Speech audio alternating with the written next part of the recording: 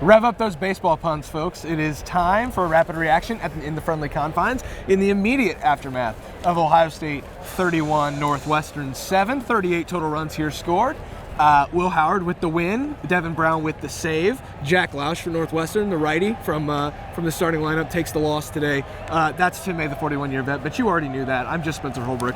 We're going to talk Ohio State Northwestern. Tim, we just heard from Ryan Day. We talked to a couple different Buckeyes, Will Howard, Carnell Tate, the star of the show. What was your first impression from this win? Bottom line was it was a hard-fought win. You knew Northwestern was going to have some stuff for these guys having last week off, etc. There was always the propensity of this being a periscope game, meaning you're looking ahead to the other team, although nobody really said that after the game. Yeah. But Northwestern caught Ohio State's defense on the flip-flop several times there in the first quarter. Mm-hmm. Basically, Ohio State had one possession offensively and didn't get the touchdown like they would like to Jeremiah Smith. And so bottom line was it was an awkward start for this game. But, man, can this team score points in a hurry? Yeah. I'm not saying when it has to, because it always has to, right? But the bottom line is that little defensive tete-a-tete there midway to late in the second quarter changed everything about this game, including the punt block by Dave Adolph after a high snap, and the Northwestern punter ran it down and tried to get it off, and the ball goes out of bounds at the 1-yard line, and Ohio State steps in and gets the touchdown to suddenly go up 14-7. That was definitely the turning point in this game, but there were points in this game when Ohio State played extremely well on offense and defense, and points when it didn't play that great on offense. But it's to be expected to a certain extent because this is a game, pardon the expression, Northwestern defense. But I'm sure Ohio State will look back on that first quarter and try to figure out what it was doing defensively that gave Northwestern a sniff of success. Yeah. And what it was doing was, in my opinion, overplaying. Yeah. And their quarterback, Jack Lausch, was quite the live wire there at the beginning. I'm not trying to hog this. I'm just, when you start talking about this game, it's like an interesting, complex equation. But they ended up with the 31-7 win, made the odds makers look a little bit silly. I think they were 28-point favorites going in. But that is what it is. Yeah, I'll get you back. I'll get us back to a little bit of an even par here, Don't talk as long as I did, though, because that was way too long. That's all right, Tim. I thought Northwestern came out and did some things that they just haven't done. If you've watched this team throughout the year, they haven't been good offensively. What'd they do during the bye week? They figured out a little bit of their offense, which is what you should do with a bye week. David Braun is not a bad head coach. I don't think this is a terrible team. They're 4-6. They're not 1-8 like that Purdue team we saw last week. They're not the completely hapless team. Now, they're the 131st ranked offense in the country, and in the first half, they collected basically all of their stats. Yeah. And I think they'll stay near the bottom because the final stats really don't look that good for Northwestern. They had 201 total yards, or passing yards. Yeah. I don't know. It just doesn't. They had most of their yardage in the first quarter. I understand why you would be upset with the way that this team played. Yeah. But I also understand that there is a look-ahead factor here. Ohio State is on the second leg of a 2-game stretch against two teams that it was supposed to beat the crap out of. Yeah. And that's just the way that it is. Now you go on to Indiana, and I think Ryan Day kind of had that sentiment too. Okay, we're done here. Let's get home. Let's figure out what to do against Indiana, and then go from there because this game is over. And that's basically the gist of it. There's things they're going to put on film that they're going to need to figure out, like what Northwestern did in the first half, and why they couldn't have more than 9 possessions in this game. They scored on 5 of them, by the way. Yeah. But when you only have 1 in the first quarter, you're kind of behind the 8 ball there anyway. Yeah, low possession game, you've got to be efficient. Ohio State wasn't efficient in the first half until the block punt. They get the ball on the 1-yard line, they score, they go down, they score again. It's 21-7 like that. Yeah. They score on the opening drive of the second half, and the game's over. Yeah. So the middle 8, they won. They didn't play well to start. And the second half was kind of a blur because it looked like Northwestern was kind of done here too. Yeah, they scored 3 of their 4 touchdowns in about 6 minutes and about 20 seconds of the second quarter near the end there. And that little 2-point drive, 2-minute drive that they put on at the end of the second quarter was quite impressive. And then the way they came out in the third quarter, I thought was impressive. So they kind of got done what they wanted to get done. The other thing that stands out about this game, and I talked about this on the radio all week and even TV, is it was important for them to come out of this game feeling decent about their run game. I think they do feel decent about the run game. And the other thing that stood out was they didn't give up on the run game.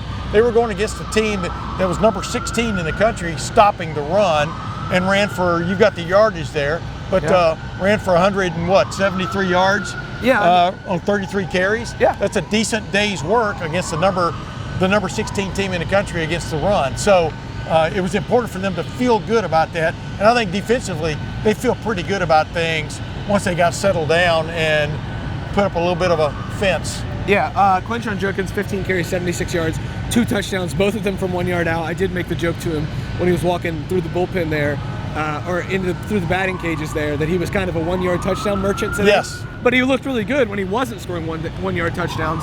Trevion Henderson, a little more home run ability. I guess he was hitting doubles instead of home runs. 11 carries for 75 yards. Yeah, they want to wrap it up here pretty quick. Go ahead. I don't understand that. Well, they got a vacuum. Sure. We're gonna talk to the people. Yeah. I thought the run game kept pounding, and eventually in the second half they were gashing Northwestern. The bottom line is, like, thank you guys for watching, guys. Yeah, we're gonna keep saying it, but like, they didn't have that many plays in the first half. Yeah. So it's just one of those things. They didn't have that many plays in the first half. So I agree. Let's pick this up in a second. What do you think? yeah, I mean the second. Let's pick this conversation up in a second. So they kicked us off the field. That's fine. We're just in the first row of the stands. We got some power-hungry security behind us, but that's fine. We'll make do with what we've got. We're here in the friendly confines, not the angry confines, Tim. Yes. And that's okay. So bottom line, Tim, second half, we're going to pick up there. Ohio State comes out of the locker room. It's Jeremiah Smith, 68-yard catch and run. Dirty play against him, rolled ankle. He gets his ankle taped. While he's getting his ankle taped and trying to get loose and stay loose and see if he's good to go, Carnell Tate, second touchdown of the game. And then Ohio State just kind of sat on the ball from there, and Northwestern couldn't do anything. Sans one drive where the Wildcats got down in the red zone, and then incomplete on fourth down, game over. The second half was kind of boring, we're not going to lie. Yeah, absolutely. What a great place, though, to play a football game, and all the players talked about that after the game. I mean, but the bottom line was Ryan Day said he would like to have gotten more out of the fourth quarter. Yeah. You know, you always go on what the head coach wanted to see. You know, what he wanted to see was the run game assert itself, even when it wasn't. Keep pushing that button. He saw Chip Kelly do that. Yeah. He saw the passing game make huge plays. Yeah. He saw Will Howard put some really nice passes right on the money in this game, including the one that was reversed. That looked like a touchdown for Jeremiah Smith in the very first possessions we talked about earlier. But he put that ball right on the money. Oh, yeah. The 2 passes to Carnell Tate for touchdowns. One, Carnell Tate makes a ridiculously nice diving catch in the end zone, which, what did Will Howard say last week? Get the ball, and these guys can all run under the ball. Just throw the ball out there and let these great receivers make a play. That's exactly what they did. And then Carnell catches a little turn in down on this other end, on the west end, and turns it up for a touchdown. I'm going to set you up for this here, Tim. I'm sorry, I wasn't going to go through the whole litany, but those were nice plays by Will Howard. There's no better story today than Carnell Tate. Yeah. Not only is it a homecoming for him, I think everybody by now knows Carnell's mom murdered in Chicago. Correct. He had to go through that at Ohio State with his roommates, with Brandon Ennis and the receivers in the room, and Brian Hartline and everybody there. And he had 30, 40 family members here today. Ohio State made an effort to get him the ball because I think they knew what it meant to him. But also, you know, Carnell made plays. Yes. And the catch at the goal line down here was a ridiculous catch to get them into the 1 yard line for the opening. I told him he was 1 yard. He laughed about it. He was 1 yard away from 3 touchdowns today. I know. Then the second one he runs under, like you said, a beautiful ball from Will Howard, but Carnell had to make that catch. Yes. Turned as he was hitting the ground so it didn't jar loose. Then he makes another one down here, just dives into the end zone on a nice ball from Will Howard. Like, no better story than seeing a guy come home in an emotional homecoming. Yeah. Not just a homecoming, but a very emotional homecoming. He doesn't say many words, but he doesn't have to today. Like, the day belongs to Carnell Tate. And I think everybody at Ohio State understood that. And I thought it was really cool the way that they all, you know, rallied around him. As Will Howard was speaking, Carnell was waiting to speak. I watched Donovan Jackson, Seth McLaughlin, Will Howard, different defensive guys, giving him just a big hug, like an embrace. And it was like, you know, we understand you, that like this meant a lot to you. Yeah. For him to have 2 touchdowns, like, I can't speak enough of it. Yeah. I mean, almost every game now, there's something special that happens. That's one of the great things about covering Ohio State football. And that was one of them today. Carnell Tate has patiently, and here's the thing, I'm going to say wait his turn. You know, Ohio State is loaded with weapons. We all know that. We all know about the Jeremiah Smith phenomenon, and it is a phenomenon. So you have to be patient. You have to be willing to block when you're not getting the ball, which Carnell Tate has almost written a book on that the last couple of years, but definitely this year. So he has done his job, including when they've thrown him the ball, he's caught it. And so how could you write a script better than that for his homecoming? 2 touchdowns, part of a winning team that's going in and playing an unbeaten Indiana next week. Yeah, it's going to be awesome in the Horseshoe next week. Yeah. Ohio State, Indiana, top 5 matchup. Unfortunately, big noon kickoff. Unfortunately for some people like these noon kickoffs. We're through 4 of 6. I like noon kickoffs, so I'm gonna go on the record as saying that. Tim, last thing I want to touch on. This was 11 a.m. This place was cool. I think Ohio State kind of understood that. Ryan Day, with his wife Nina and son RJ, took a picture together on the field with the old scoreboard in the background. Nina Day was carrying around a little cup of like a piece of grass. I think Ryan and RJ both wanted that. Wait, I hope that security guard didn't see that. Well, that security guard can pound the sand that's right there in the warning track. In the divot. But anyway, even Ryan Day understood what this stadium means. I think it's probably because he grew up going to Fenway Park. So he kind of gets it. Yeah. Will Howard said that the 8-year-old in him would have been just giddy today, and he used the word giddy. So I thought that was kind of cool. Like, they understood how cool this was. Yeah. And to be here today for this one is pretty interesting and pretty memorable for a lot of people. Like I said, I've told people I'm 50. I've been in the profession for 51 years now as a sports writer. I have never been to never been to Wrigley Field. I've been to Fenway Park. Never been to Wrigley Field. It was cool when I walked in yesterday and checked it out and the turf and all that kind of stuff, and sort of started a stir because there was a little wave over there in the turf. You can still see it where they kind of went up over the going into the outfield portion, put the turf down. But I thought the field otherwise was immaculate, and it looked great. The football field itself looked great, but all these fans who showed up. I mean, this was 9-1 Ohio State fans today. I think that's a conservative estimate. It was started everywhere you look. Buckeye Nation always shows up. But I mean, they knew that they had to know, if you know anything about baseball stadiums, they were going to have seats with not very great views. You can look at something right down to your left here. Yeah. Are you kidding me? But they wanted to be part of the experience. The first and maybe only game Ohio State ever plays in Wrigley Field, and Ohio State prevails. And most of those fans stuck around to the end. It was pretty impressive. Yeah, I mean, move over Ernie Banks, I guess. Move over Ryan Sandberg. Move over Moises Alou and Sammy Sosa.